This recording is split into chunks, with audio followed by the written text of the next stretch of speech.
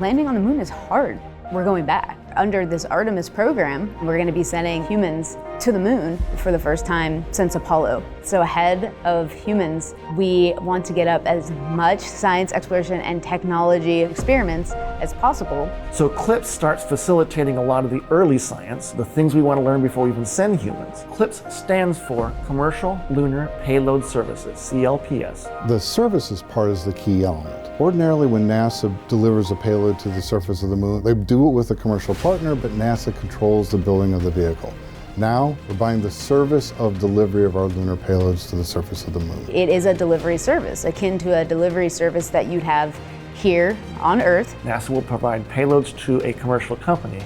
They decide how to get it to the moon. They have to develop their own lander, but they also have to manage the entire end-to-end mission. It's meant to provide affordable, rapid, frequent access to the lunar surface through American companies. We're funding different companies. We have commercial companies that are competing to win task orders to deliver our payloads to the surface of the moon. One of the goals when we started CLPS was to help establish a lunar economy. Somebody has to do it first, and then it becomes commercially available.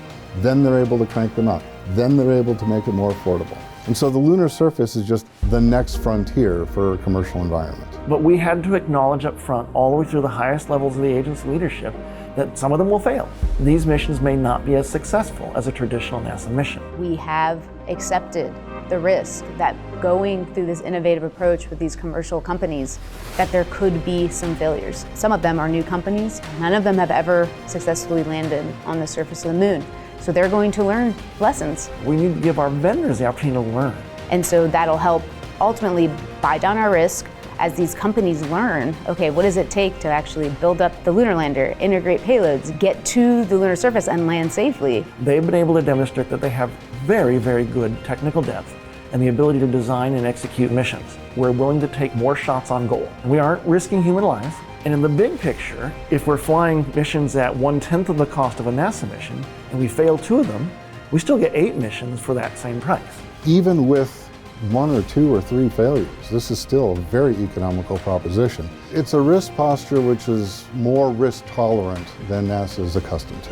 There's not a single one of these companies that's willing to bet their mission on a coin toss. Every one of them is doing what they can in order to have the most successful mission possible. But the important thing to realize is that risk tolerant does not mean risky. And the rewards are a long-term ability to get payloads to the moon inexpensively, frequently, and rapidly. We want science, so we can then put more of our resources on even more science, exploration, and technology payloads and get more of a return on investment when we get to the moon. CLPS provides tremendous benefit across the scientific and economic communities. So there's a lot we'd like to learn about the moon to help human habitation and prepare us for missions to Mars and beyond. So the moon is the first step.